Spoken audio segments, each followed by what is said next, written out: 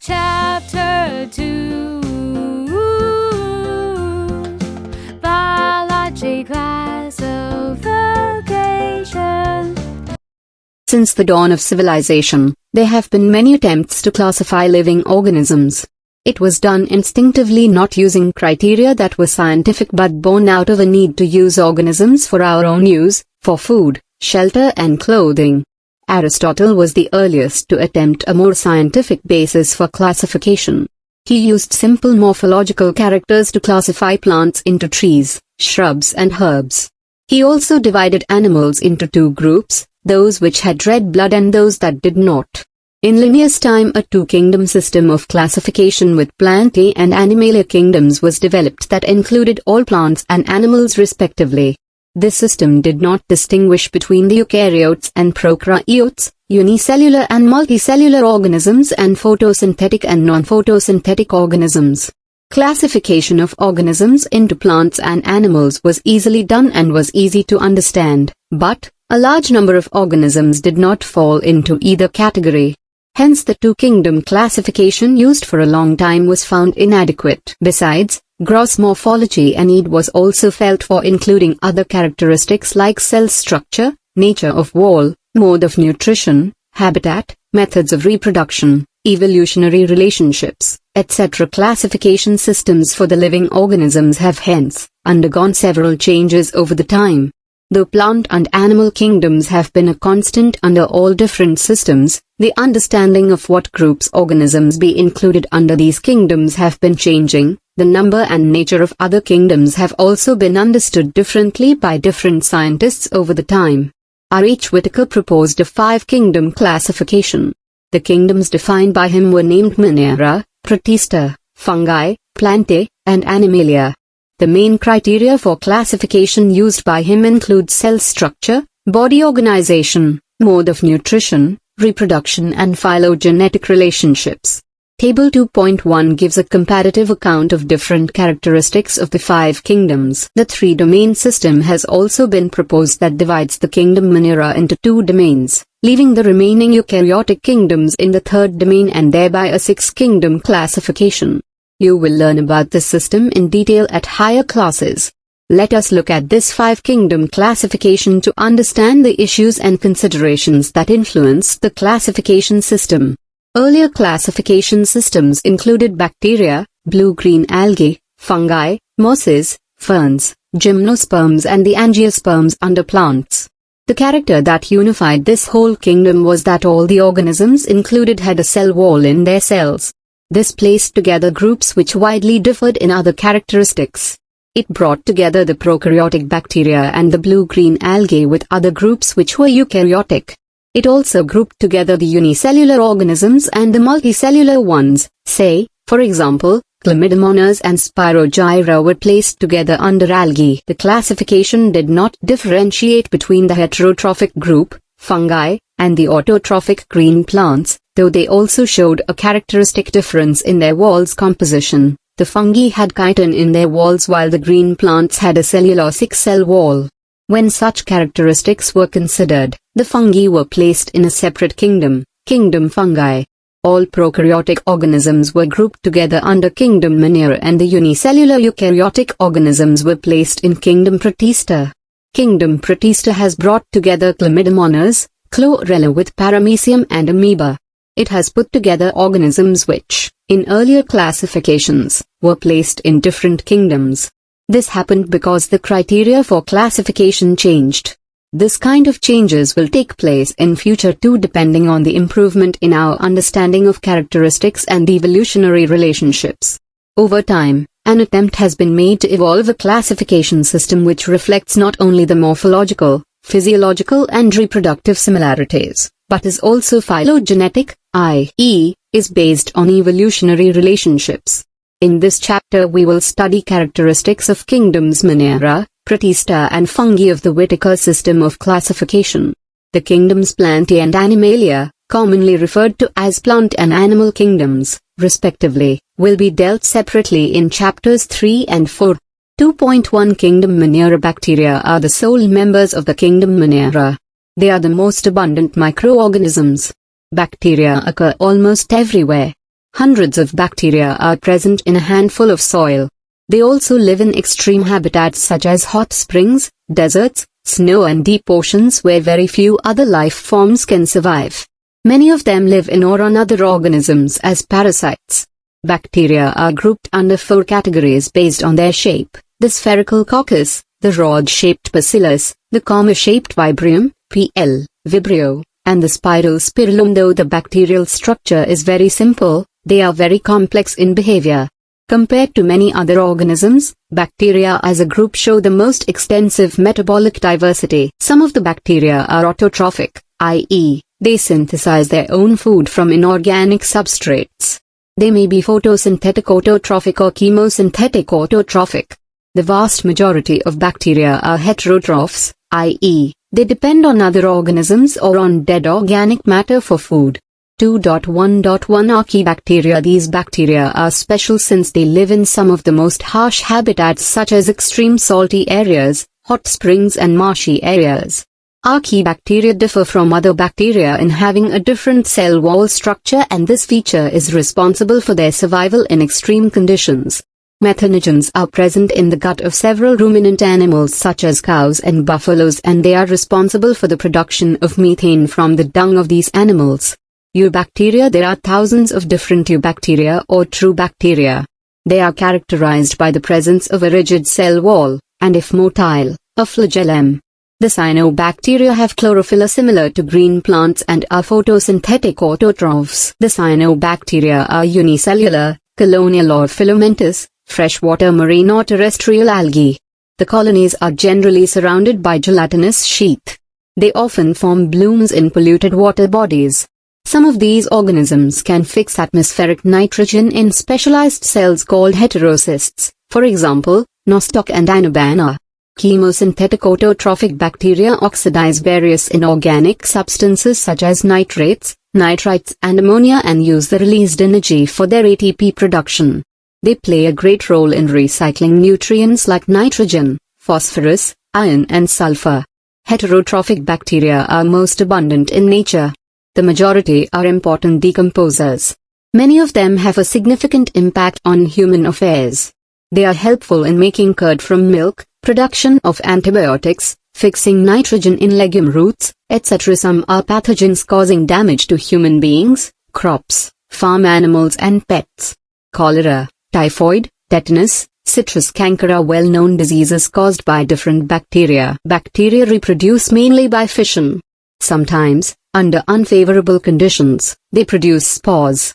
They also reproduce by a sort of sexual reproduction by adopting a primitive type of DNA transfer from one bacterium to the other.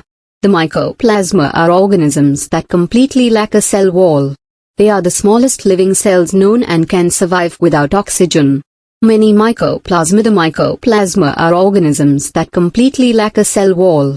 They are the smallest, are pathogenic in animals and plants. 2.2 Kingdom Protista. All single-celled eukaryotes are placed under Protista, but the boundaries of this kingdom are not well defined.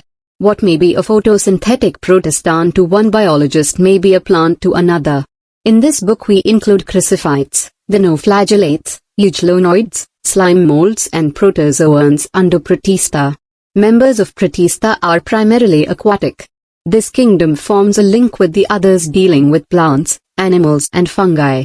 Being eukaryotes, the protista cell body contains a well-defined nucleus and other membrane-bound organelles. Some have flagella or cilia. Protists reproduce asexually and sexually by a process involving cell fusion and zygote formation. 2.2.1 Crucifites. This group includes diatoms and golden algae. They are found in freshwater as well as in marine environments. They are microscopic and float passively in water currents. Most of them are photosynthetic. In diatoms the cell walls form two thin overlapping shells, which fit together as in a soap box. The walls are embedded with silica and thus the walls are indestructible. Thus, diatoms have left behind large amount of cell wall deposits in their habitat. This accumulation over billions of years is referred to as diatomaceous earth. Being gritty, this oil is used in polishing, filtration of oils and syrups. Diatoms are the chief producers in the oceans. 2.2.2 The no-flagellates. These organisms are mostly marine and photosynthetic. They appear yellow, green, brown, blue or red depending on the main pigments present in their cells. The cell wall has stiff cellulose plates on the outer surface. Most of them have two flagella, one lies longitudinally and the other transversely in a furrow between the wall plates. Very often, red dinoflagellates undergo such rapid multiplication that they make the sea appear red. Toxins released by such large numbers may even kill other marine animals such as fishes. 2.2.3 Euchelonoids. Majority of them are freshwater organisms found in stagnant water. Instead of a cell wall, they have a protein-rich layer called pellicle which makes their body flexible. They have two flagella, a short and a long one. Though they are photosynthetic in the presence of sunlight, when deprived of sunlight they behave like heterotrophs by predating on other smaller organisms. Interestingly, the pigments of euchelonoids are identical to those present in higher plants. Example, Euglena. 2.2.4 Slime molds. Slime molds are saprophytic protists. The body moves along decaying twigs and leaves engulfing organic material. Under suitable conditions, they form an aggregation called plasmodium which may grow and spread over several feet. During unfavorable conditions, the plasmodium differentiates and forms fruiting bodies bearing spores at their tips. The spores possess true walls. They are extremely resistant and survive for many years, even under adverse conditions. The spores are dispersed by air currents. 2.2.5 Protozoans. All protozoans are heterotrophs and live as predators or parasites. They are believed to be primitive relatives of animals. There are four major groups of protozoans. Amoeboid protozoans. These organisms live in fresh water, seawater or moist soil. They move and capture their prey by putting out pseudopodia as in amoeba. Marine forms have silica shells on their surface. Some of them such as entamoeba are parasites. Flagellated protozoans. The members of this group are either free-living or parasitic. They have flagella. The parasitic forms cause diseases such as sleeping sickness. Example, trypanosoma. Ciliated protozoans. These are aquatic, actively moving organisms because of the presence of thousands of cilia. They have a cavity that opens to the outside of the cell surface. The coordinated movement of rows of cilia causes the water laden with food to be steered into the gullet. Example, paramecium. Sporozoans. This includes diverse organisms that have an infectious spore-like stage in their life cycle. The most notorious is Plasmodium, which causes malaria, a disease which has a staggering effect on human population. 2.3 Kingdom Fungi. The fungi constitute a unique kingdom of heterotrophic organisms. They show a great diversity in morphology and habitat. You must have seen fungi on a moist bread and rotten fruits. The common mushroom you eat and toadstools are also fungi. White spots seen on mustard leaves are due to a parasitic fungus. Some unicellular fungi, for example, yeast, are used to make bread and beer. Other fungi cause diseases in plants and animals. Wheat rust causing Puccinia is an important example. Some are the source of antibiotics, for example, penicillium. Fungi are cosmopolitan and occur in air, water, soil and on animals and plants. They prefer to grow in warm and humid places. Have you ever wondered why we keep food in the refrigerator? Yes, it is to prevent food from going bad due to bacterial or fungal infections. With the exception of yeasts which are unicellular, fungi are filamentous. Their bodies consist of long, slender thread-like structures called hyphae. The network of hyphae is known as mycelium. Some hyphae are continuous tubes filled with multinucleated cytoplasm. These are called cenocytic hyphae. Others have septae or cross walls in their hyphae. The cell walls of fungi are composed of chitin and polysaccharides. Most fungi are heterotrophic and absorb soluble organic matter from dead substrates and hence are called saprophytes. Those that depend on living plants and animals are called parasites. They can also live as symbionts, in association with algae as lichens and with roots of higher plants as mycorrhiza. Reproduction in fungi can take place by vegetative means, fragmentation, fission and budding. Asexual reproduction is by spores called condia or sporangiospores or zoospores, and sexual reproduction is by oospores, ascospores and basidiospores. The various spores are produced in distinct structures called fruiting bodies. The sexual cycle involves the following 3 steps: 1. Fusion of protoplasms between 2 motile or non-motile gametes called plasmogamy. 2. Fusion of 2 nuclei called karyogamy. 3. Meiosis in zygote resulting in haploid spores. When a fungus reproduces sexually, 2 haploid hyphae of compatible mating types come together and fuse. In some fungi, the fusion of 2 haploid cells immediately results in diploid cells. However, in other fungi, an intervening dikaryotic stage occurs. Such a condition is called the dikaryo and the phase is called the karyo phase of fungus. Later, the parental nuclei fuse and the cells become diploid. The fungi form fruiting bodies in which reduction division occurs, leading to formation of haploid spores. The morphology of the mycelium, mode of spore formation and fruiting bodies form the basis for the division of the kingdom into various classes. 2.3.1 Phycomycetes. Members of Phycomycetes are found in aquatic habitats and on decaying wood in moist and damp places or as obligate parasites on plants. The mycelium is aseptate and cenocytic. Asexual reproduction takes place by zoospores or bioplanospores. These spores are endogenously produced in sporangium. A zygospore is formed by fusion of 2 gametes. These gametes are similar in morphology or dissimilar. Some common examples are mucor, rhizopus and albhugo. 2.3.2 Ascomycetes, commonly known as sick fungi. Thescomycetes are mostly multicellular, for example, penicillium, or rarely unicellular, for example, yeast. They are saprophytic, decomposers, parasitic or coprophilous. Mycelium is branched and septate. The asexual spores are condia produced exogenously on the special mycelium called conidiophores. Condia on germination produce mycelium. Sexual spores are called ascospores, which are produced endogenously in sac-like asc. These asc are arranged in different types of fruiting bodies called ascocarps. Some examples are aspergillus, claviceps and neurospora. Neurospora is used extensively in biochemical and genetic work. Many members like morels and truffles are edible and are considered delicacies. 2.3.3 Basidiomycetes. Commonly known forms of basidiomycetes are mushrooms, bracket fungi or puffballs. They grow in soil, on logs and tree stumps and in living plant bodies as parasites, for example, rusts and smuts. The mycelium is branched and septate. The asexual spores are generally not found, but vegetative reproduction by fragmentation is common. The sex organs are absent, but plasmogamy is brought about by fusion of 2 vegetative or somatic cells of different strains or genotypes. The resultant structure is dikaryotic, which ultimately gives rise to basidium. Karyogamy and meiosis take place in the basidium, producing 4 basidiospores. The basidiospores are exogenously produced on the basidium. The basidia are arranged in fruiting bodies called basidiocarps. Some common members are Agaricus, Ustilago and Puccinia. 2.3.4 Deuteromycetes, commonly known as imperfect fungi because only the asexual or vegetative phases of these fungi are known.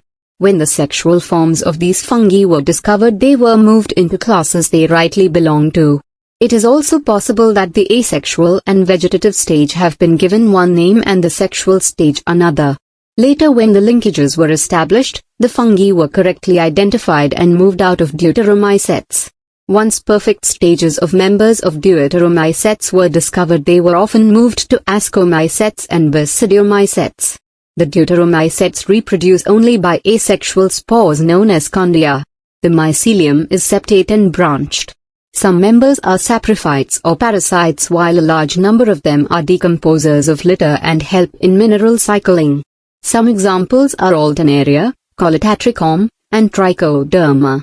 2.4 Kingdom Plantae. Kingdom Plantae includes all eukaryotic chlorophyll-containing organisms commonly called plants. A few members are partially heterotrophic, such as the insectivorous plants or parasites. Bladderwort and Venus flytrap are examples of insectivorous plants, and Cuscuta is a parasite. The plant cells have an eukaryotic structure with prominent chloroplasts and cell wall mainly made of cellulose. You will study the eukaryotic cell structure in detail in Chapter 8. Plantae includes algae, bryophytes, pteridophytes, gymnosperms and angiosperms. Life cycle of plants has two distinct phases, the diploid sporophytic and the haploid gametophytic, that alternate with each other. The lengths of the haploid and diploid phases, and whether these phases are free, living or dependent on others, vary among different groups in plants. This phenomenon is called alternation of generation. You will study further details of this kingdom in Chapter 3. 2.5 Kingdom Animalia. This kingdom is characterized by heterotrophic eukaryotic organisms that are multicellular and their cells lack cell walls. They directly or indirectly depend on plants for food. They digest their food in an internal cavity and store food reserves as glycogen or fat. Their mode of nutrition is holozoic, by ingestion of food. They follow a definite growth pattern and grow into adults that have a definite shape and size. Higher forms show elaborate sensory and neuromotor mechanism. Most of them are capable of locomotion. The sexual reproduction is by copulation of male and female followed by embryological development. Salient features of various phyla are described in Chapter 4. 2.6 Viruses, viroids, prints and lichens. In the five-kingdom classification of Whitaker there is no mention of lichens and semicellular organisms like viruses, viroids and prints. These are briefly introduced here. All of us who have suffered the ill effects of common cold or flu know what effects viruses can have on us, even if we do not associate it with our condition. Viruses did not find a place in classification since they are not considered truly living, if we understand living as those organisms that have a cell structure. The viruses are non-cellular organisms that are characterized by having an inert crystalline structure outside the living cell. Once they infect a cell they take over the machinery of the host cell to replicate themselves, killing the host. Would you call viruses living or non-living? Virus means venom or poisonous fluid. Dmitry Ivanovsky recognized certain microbes as causal organism of the mosaic disease of tobacco. These were found to be smaller than bacteria because they passed through bacteria-proof filters. M.W. Bejernik demonstrated that the extract of the infected plants of tobacco could cause infection in healthy plants and named the new pathogen virus and called the fluid as contagium vivum fluidum. W. M. Stanley showed that viruses could be crystallized and crystals consist largely of proteins. They are inert outside their specific host cell. Viruses are obligate parasites. In addition to proteins, viruses also contain genetic material, that could be either RNA or DNA. No virus contains both RNA and DNA. A virus is a nucleoprotein and the genetic material is infectious. In general, viruses that infect plants have single-stranded RNA and viruses that infect animals have either single or double-stranded RNA or double-stranded DNA. Bacterial viruses or bacteriophages are usually double-stranded DNA viruses. The protein coat called capsid made of small subunits called capsomers, protects the nucleic acid. These capsomers are arranged in helical or polyhedral geometric forms. Viruses cause diseases like mumps, smallpox, herpes and influenza. AIDS in humans is also caused by a virus. In plants, the symptoms can be mosaic formation, leaf rolling and curling, yellowing and vein clearing, dwarfing and stunted growth. Viroids. In 1971, Cleodina discovered a new infectious agent that was smaller than viruses and caused potato spindle tuber disease. It was found to be a free RNA, it lacked the protein coat that is found in viruses, hence the name viroid. The RNA of the viroid was of low molecular weight. Prints. In modern medicine certain infectious neurological diseases were found to be transmitted by an agent consisting of abnormally folded protein. The agent was similar in size to viruses. These agents were called prints. The most notable diseases caused by prints are bovine spongiform encephalopathy commonly called mad cow disease in cattle and its analogous variants are Jacob disease in humans. Lichens. Lichens are symbiotic associations, i.e. mutually useful associations, between algae and fungi. The algal component is known as phycobiont and fungal component as mycobiont, which are autotrophic and heterotrophic, respectively. Algae prepare food for fungi and fungi provide shelter and absorb mineral nutrients and water for its partner. So close is their association that if one saw a lichen in nature one would never imagine that they had two different organisms within them. Lichens are very good pollution indicators, They do not grow in polluted areas.